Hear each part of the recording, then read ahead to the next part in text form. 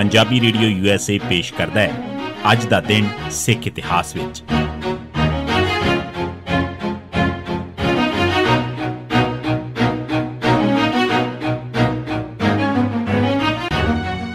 सिख इतिहास दीआं घटनावां 5 अगस्त का दिन 1871 बुचड़ां दे कातल 3 कूकियां नूं रायकोट च फांसी दित्ती गई। सिख धर्म च गऊ पवित्र जानवर नहीं है, इस करके इसनूं मारन जां ना मारन नाल सिख धर्म का कोई संबंध नहीं है। पर चलाक ब्राह्मणों ने कूकियां नूं इस गऊ रक्षक सिख विरोधी कार्रवाई वल तोर लिया। ब्राह्मणों ने कूकियां नूं वरगला के इस बुचड़खाने की विरोधता शुरू करवा दी। इस भड़काहट हेठां कुछ कूकियां ने 14 जून 1870 के दिन अमृतसर के बुचड़खाने ते हमला करके कुछ बुचड़ मार दिते। वो एक्शन करके चुपचाप निकल गए तो सरकार नूं कातलों की शनाख्त भी ना हो सकी। इस मगरों 16 जुलाई 1871 के दिन कूकियां ने रायकोट च एक बुचड़खाने ते हमला किया ते कुछ बुचड़ कतल कर दिते। इस मौके कुछ कूकियां नूं गिरफ्तार कर लिया गया। गुलाब सिंह सरकारी गवाह बन गया तो उसने अमृतसर के बुचड़ां के कातलों के नाम ही दस दिते। इन्हां सारिआं ते मुकदमा चलाया गया तो 5 अगस्त 1871 के दिन बुचड़ां के कातल इन्हां कूकियां नूं फांसी दित्ती गई। इस मगरों कूकियां दीआं कार्रवाइयां एक बार फिर रुक गईआं।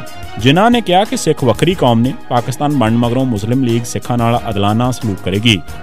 अंग्रेज़ों वालों भारत छड्डण दे चर्चिਆਂ दौरान पाकिस्तान की मंग तेजी नाल उभरन लगी तो कुछ आगुआं ने मुसलमानों नूं चुप कराउण वास्ते लालच देने ते फार्मूले पेश करने शुरू कर दिते। इन्हां च राजगोपाल आचार्य का एक फार्मूला भी शामिल सी। 16 जुलाई 1944 नूं राजा जी का यह फार्मूला जनतक होया। इस फार्मूले मुताबक मुसलमानों नूं एक तरह नाल पाकिस्तान देण दी गल कीती गई सी, पर सिखां बारे कुछ भी नहीं सी कीता गया।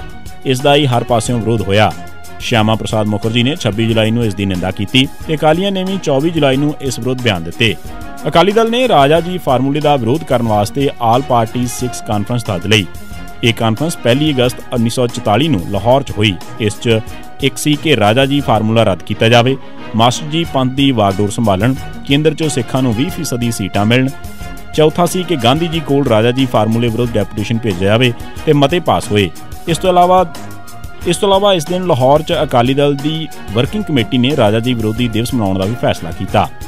राजा जी फार्मूले का विरोध वेख के जिन्हां ने सिखां नूं भरमाउण की कोशिश की ते 5 अगस्त 1944 के दिन बयान दिता कि सिख एक वक्री कौम ने ते मैं यकीन दिवाउणा कि मुस्लिम लीग सिखां नाल आदलाना वरताओ करेगी। सिखां दे लीडर अपने मुनासिब मंगां मैनूं लेके भेजण। सिखां दा तअल्लुक सिर्फ पंजाब नाल है ते मुस्लिम लीग का निशाना हर घट गिणती भावें वो हिंदुस्तान च होवे चाहे पाकिस्तान च कुल दे मुनासिब हक्कां दी राखी करना है। सिखां नूं चाहीदा है कि वो बाहरले अंसरां तो असरअंदाज ना होण। 5 अगस्त 1987 के दिन पुलिस ने मनमोहन सिंह पुत्र नरिंदर सिंह वासी नवीं दाणा मंडी जलंधर नूं एक नकली मुकाबले च शहीद किया। 5 अगस्त 1999 के दिन पंजाब पुलिस ने गुरदेव सिंह वासी बो अमृतसर ते बेअंत सिंह नूं एक नकली मुकाबले च शहीद किया। 5 अगस्त 1991 के दिन पुलिस ने गुरिंदर सिंह पुत्र बख्शीश सिंह वासी बासर के गिल्ला जिला अमृतसर ते दिलबाग सिंह पुत्र जीत सिंह वासी Vishwakarma colony GT road Amritsar नूं शहीद किया। 1991 पंजाब पुलिस ने अवतार सिंह शतराना का जिसम बिजली की प्रैस नाल साड़ के जालमाना तसीह दे के शहीद कर दिता। 25 जुलाई 1991 के दिन पंजाब पुलिस के थानेदार सुखविंदर सिंह ने शतराना पिंड जिला पटियाला के अवतार सिंह भरा Jarnail Singh lieutenant general Khalistan commando force Panjwar जो पंजाब असैंबली दीआं चोणां च लहरा गागा तो चोण लड़ रहा सी नूं गिरफ्तार किया ते पातड़ा थाने च लै गया। मगरों उसनूं CIA स्टाफ पटियाला भेज दिता गया।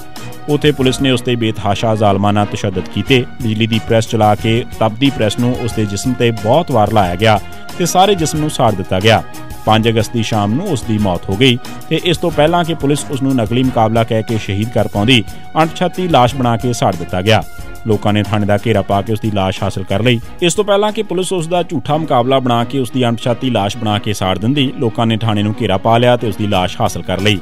लाश के पैर, बाहां, लत्तां, ढिड सड़ चुके सन ते इस लाश दीआं तस्वीरां दुनिया भर च छपियां।